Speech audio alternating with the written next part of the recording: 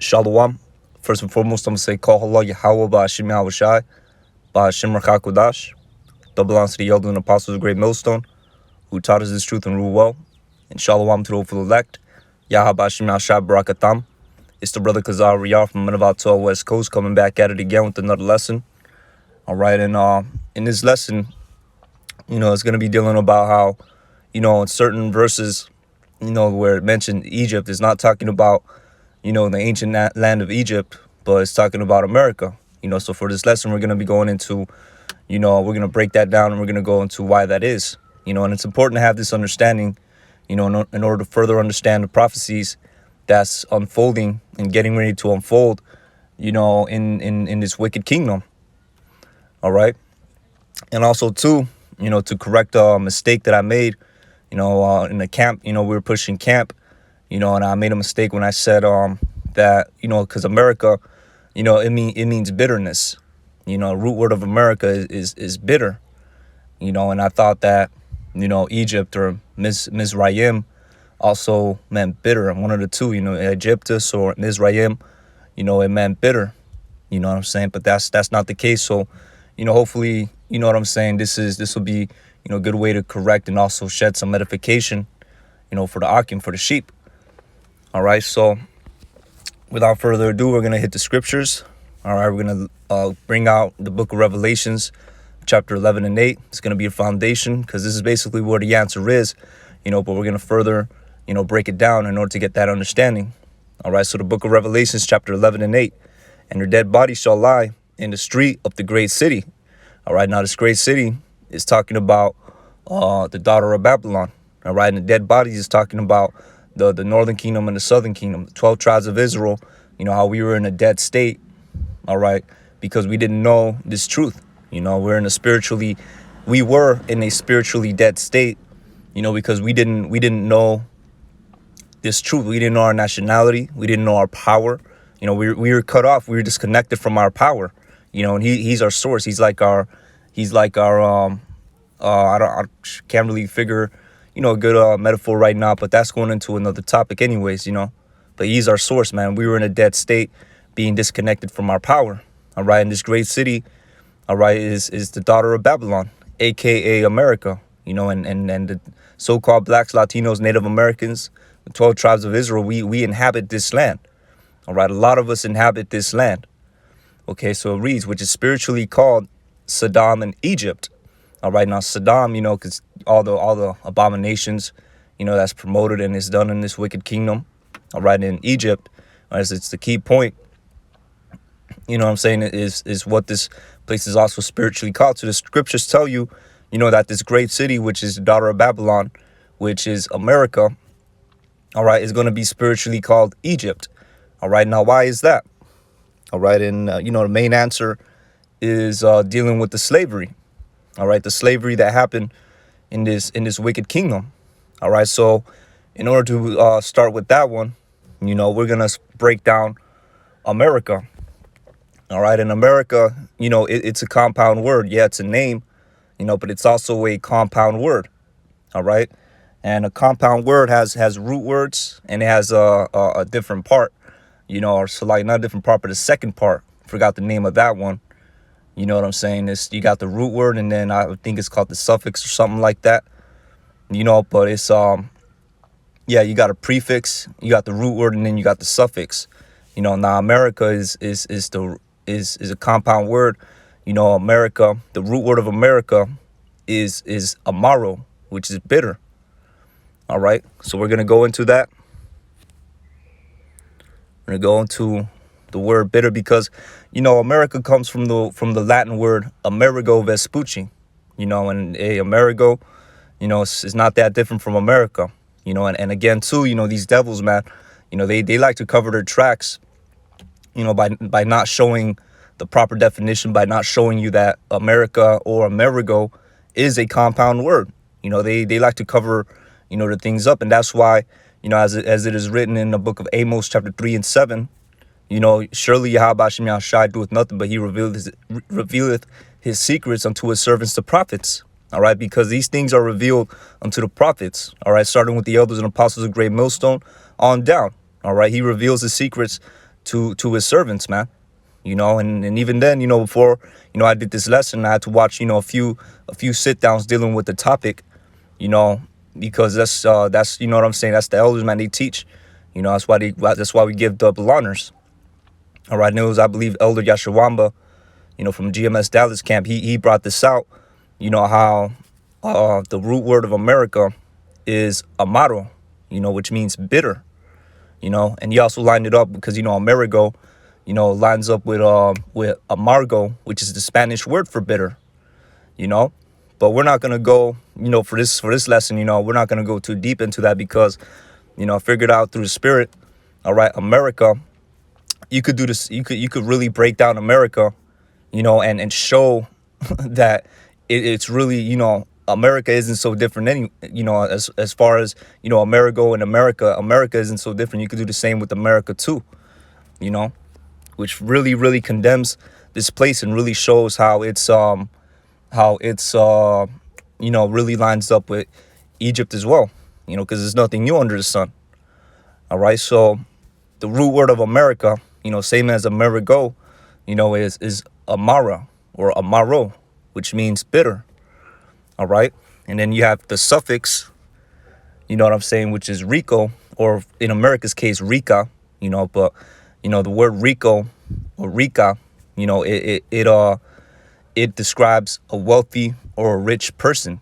All right. Or a rich thing or rich being, so rico, describes it in a masculine term. All right. Because rico is a Spanish word. It's also, derived in other languages in Europe as well. Galatians, they also use that word. Aragonese, they also use that word. You know what I'm saying? But we're going to focus on the Portuguese. We're going to focus on the Portuguese, etymology of it. So like we're going to focus on the Portuguese etymology of it, which really it's all the same, man. It's the same word, it's used in Europe, man. But anyways, so the word rico, Spanish word, man. All right, which, it's also used in Spanish, it means rich. All right, but rico is when you're describing something in a masculine sense. Now, America is known as the daughter of Babylon. All right, so it makes perfect sense, because, scriptures, refer to it in a feminine or a female sense, so it makes perfect sense that that America, has Rica as a suffix instead of Rico, because that's the daughter of Babylon, man. So she, it's a, scriptures, describe it as a woman, as a whore, the great whore, and that's just what it is, man. And that's why everything, it syncs up to the Spirit, so we're going to go into the etymology, the Portuguese, from Old Portuguese, rich, mighty, powerful, royal, mighty, powerful, king, ultimately king, ruler, and these are, and that's how, that's going to be our foundation for how America lines up with Egypt, because America was a bitter rule, all right, and is a bitter ruler to the children of Israel, okay? And how we're going to line that up is with the scriptures in the book of Exodus, chapter 1. I'm going to start at verse 8, all right? Or matter of fact, nah, that's going to be too much. We're going to start at verse 13, just to save time. All right, so the book of Exodus, chapter 11, verse 13, and it reads, "And the Egyptians made the children of Israel to serve with rigor." All right, so this was back when we were in the land of Egypt, all right, when we were building up them pyramids, and basically we were building up their kingdom. That's the reason why the Egyptian empire, was so great, because we were the ones building it up. And that's very much like unto today, why the American, why this kingdom is this country is so, it's number one, is so great, because we were the ones building it up. All right, starting with the so-called black man, which is the tribe of Judah, you know what I'm saying, or the kingdom of Judah, and on down to the northern tribes, man, the Native Americans, which they were slaughtered out, so this devil could acquire this land. And then you got the northern tribes who sorry, not the northern tribes, the Latin tribes, the so-called Latinos, who are building this kingdom up, primarily dealing with the Issacharites, so-called Mexicans, primarily, they built this kingdom up, for very, very low costs, man. You know, for very low costs. You know, and that's the, you know, that goes into the burden, you know, that Issachar has to go through. You know, but it is to show you, man, it's nothing new under the sun. And this place, you know, much like Egypt, man, got our people in captivity, you know, and has our people serving with rigor. And we're gonna furthermore break it down how, you know, how Egypt is talking, so like how, you know, how America lines up with Egypt is due to the bitterness of our captivity that you know, both, you know, have a similarity with. All right, so it reads verse 14. And they made their lives bitter, all right, bitter with hard bondage. All right, now let's go into the word bitter. All right, let's see. You know, the word bitter, or the root word for bitter, Salakia, not the root word, Salakia, the Hebrew word for bitter in this particular verse, all right, where it says, and they made their lives bitter, is marar. All right, and there's another word too, you know, in the book of Genesis. I'm gonna look this up. All right, but in the book of Genesis, all right, which furthermore, you know, proves the case, man, because everything comes from the Hebrew. All right, especially the Latin, you know, which is a bastard tongue. A lot of the words that they have, you know, which, so like, let me furthermore explain with the Latin, you know, especially with the Latin, which is a bastard tongue, which is like the forefather of all these languages that we speak now. You know, a lot of the words that they had, you know, stem from the Hebrew. All right. So just to, you know, further break that down. So we're going to go to the book of Genesis chapter 27, verse 34. And it reads, and when Esau heard the words of his father, he cried with a great and exceeding bitter cry. All right. So you see the word bitter right there. All right. So let's go with it. The word bitter, all right, is Strong's H47, verse 51, which is mar, you know, but you go into the Hebrew, is marah, you know, as the elder broke it down, you know, and that's the, you know, that's that same, you know, root, you know, it could be found in America, all right, which, you know, over the time, all right, things get transliterated, you know, it doesn't say America, it says America, you know what I'm saying, which, you know, if you look at the word mare, you know, from America, all right, it also means bitter, man. All right, so mare, definition. You know what I'm saying? Hold on. You know, which that's, you know,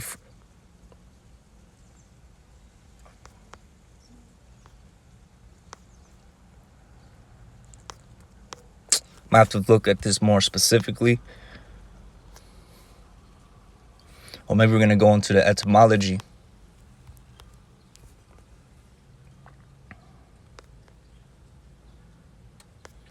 Yeah, see, because that's basically going into the horse, man.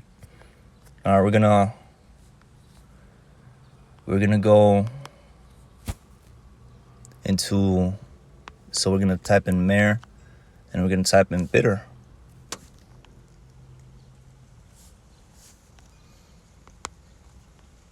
Salakia.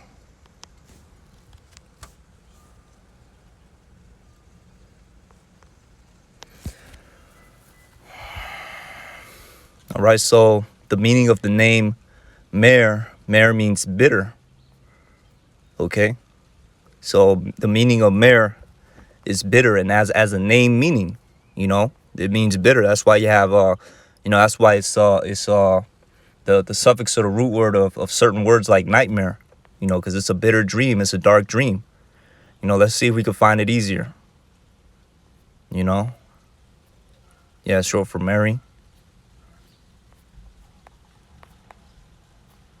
You know what I'm saying? Can't really find it. But, you know, the elder broke it down. You know, it's evading me right now.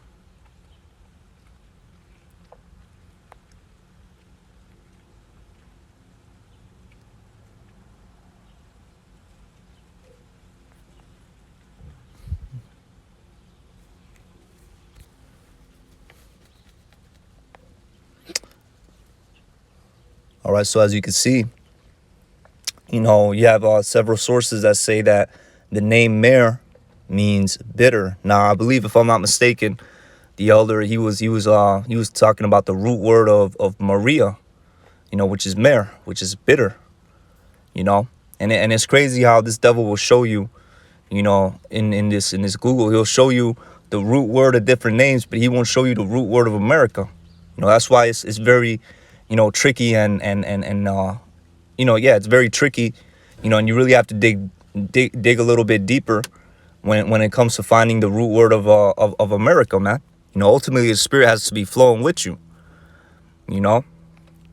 But yeah, that's what it is, man. America is a compound word, which means bitter rule, and even then too, the definition that they give you for Amerigo, it's really also not, it's you could also use that against these devils as well. All right, because if you go into Americo, you go into the name meaning. All right, let me see if I can find it. We're gonna go into the etymology, if anything.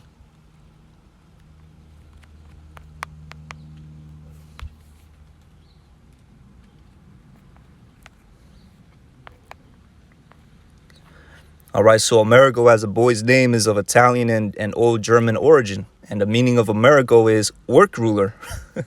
You know what I'm saying? Or home ruler, but we're going to go with work ruler, man. All right, the ruler of the workers. And who are the workers? Children of Israel, man. That's just a way you could, tie it down, to this kingdom, housing the children of Israel. Because what this kingdom really is, man, is a prison house for the children of Israel. All right, this is one big prison complex. You got movies that tell you, that America is a big corporation. What's a corporation? A corporation is basically a plantation. Everybody in a corporation is held captive by the corporation, in order to, further live their lives or whatever. So that's just what it is, man. You know what I'm saying? This place is one big plantation. Is one big, prison. It's a big prison house for us. And we're serving our prison sentence, but real soon that's gonna be done away with. All right, so we're gonna go into the root word of Egypt. All right, because we done broke down, America, meaning bitter, and we lined it up with how, it's likened unto the bitterness. The reason why, the scriptures in certain verses, line up, talk about, they mention Egypt, and it's really talking about America is due to the bitterness of our captivity that we had in both of those places, man. But this is the new Egypt. All right, this is the new, prison house that we were in. We were in a prison house when we were in ancient Egypt building up the pyramids, and YAHAWASHI, he delivered us from that, man. All right, he led us out of the land of Egypt into the land of Israel. All right, and the same thing is going to happen again, a second exodus. All right, except this time it's a different time, a different place. It's the land of the north. You know what I'm saying? But the land of the north, scriptures also refer to it as Egypt as parabolic talk. All right, so we're gonna go into the word Egypt. Just to correct the mistake that I made. Back then. On the camp. All right, so we're gonna bring out the book of Genesis chapter 12, verse 10. All right, and it reads, "And there was a famine in the land, and Abraham went down into Egypt to sojourn there, for the famine was grievous in the land." So we got an instance of the word Egypt being used here. How Abraham went to the land of Egypt to sojourn there. All right, we're going to further line this up with how this also, talks about America. All right, and why also, the scriptures, it says, talks about Egypt, man. It talks about also, a state of being. All right, because you look at the word Egypt, it's the Hebrew word is Strong's H47 and 14. It's Mitzrayim. All right. So, first definition, Egypt, the land of Copts, a country of northeastern section of Africa, adjacent to Palestine and through which the Nile flows. So that, that's just, the land of Egypt, and then you got Egyptians, which means double straits. All right, double straits. Okay, which if you go into the word straits, all right, it is basically talking about, being in bondage, straits. All right, being in bondage, being tied up, being binded up, and we were binded up. We were in bondage in the land of Egypt. We were in bondage. All right, so let's continue, or let's further break it down. You know what I'm saying? Because it's the reason why brothers say that Egypt is the house of bondage. All right, because that's what it means. Bondage. Dealing with straits. Now we're gonna go into the New Testament. We're going to go back to Revelations 11 and 8. We're going to go into the word Egypt, which is Egyptos. All right. And once again, it says double straits. All right. Double straits. Egyptos, which that's the Greek. All right. And the Strong's is, so like it, I'm not going into the Strong's, but the Strong's is, the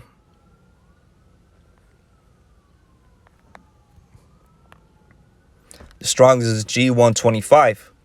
I'm writing this Egyptos, which means double straits. Okay, so now we're gonna line that up with the book of Job, chapter 20. I'm gonna go on down.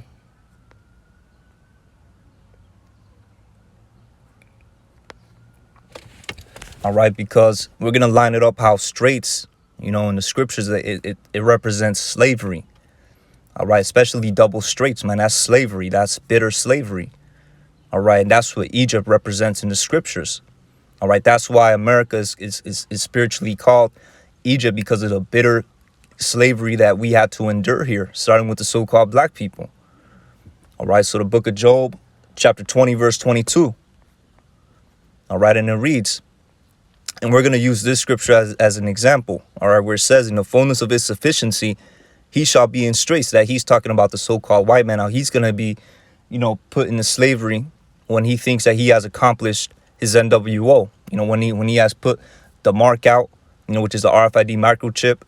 You know what I'm saying? When he has put a lot of, when he believes, he's going to be sitting in his bunker. He's going to believe that he has accomplished his NWO, that he, can move forward with everything. It says in the fullness of his sufficiency, he shall be in straits. All right, now let's go into the word straits. All right, let's go into the word straits. It's Strong's H3334, which is yatsar. All right, and it reads, to bind, be distressed, be in distress, be cramped, be narrow, be scant, be in straits, make narrow, cause distress. Here's a good one, besiege. All right, and all these are words that perfectly describe our captivity, man. Because we were binded here, man. We were stuck here. These devils never let us go. You know what I'm saying? These devils, and they're not about to let us go. All right, we were in a state of distress, man, because of all the hell we were catching here. We were literally cramped. You know what I'm saying? When they had us in the ships, that's how it was. All right, so it reads to bind. All right, and another one, those main ones, besiege. We were locked down in this wicked kingdom. All right, and that's how, we were also locked down, in the land of Egypt. That's why Moses, he went to Pharaoh. What was he telling Pharaoh? Hey, let my people go. Let YAHAWASHI commands you, let my people go. And the Lord hardened Pharaoh's heart so he could show his power. You know what I'm saying? And the same thing is about to happen to this place, man, because these people, all right, these Egyptians, they did not let us go, man. All right, they did not let us go. All right, they don't want to let us go. They want to keep having us at the bottom. They want to keep having us. They want to keep on having us. What's it called? They want to keep having us. Work under them so we could further build up their kingdom. Except this time it's going to be massively and gravely perverted, man, because of all the wicked agendas and devices that this devil got set up, man. So it reads, Job chapter 20 and 22, in the fullness of his sufficiency, he shall be in straits. All right, so those straits, like in Egypt, it says, double straits, it represents the slavery. All right, it represents bondage. It represents being, locked up, being held prisoner, and that's what we were And that's a perfect description of us here in this wicked kingdom, man. All right, so let me see if I addressed everything. You know what I'm saying? But yeah, just cleared it up. You know what I'm saying? How, Misraim really means double straights. And that represents her slavery. So and in Egyptus as well, means double straights, represents her slavery. You know what I'm saying? So yeah, that's basically it. For the lesson, Abaratazai was edifying to the Akim. It was good a good feed for the Akim. Just to give the understanding on why the scriptures. When it talks, it lines up. It describes America as Egypt. All right, that's the best way to put it. It describes America as Egypt in certain cases. And with that, I'm gonna say, call halal Yahawah ba'ashim Yahawashai ba'ashim Rachakodash for giving me the spirit to do this lesson. And double honors once again to the elders and apostles of Great Millstone for teaching us this truth and continuing to teach, and ruling well and continuing to rule well, with all edification, man. All right, so with that, I'm gonna say shalom.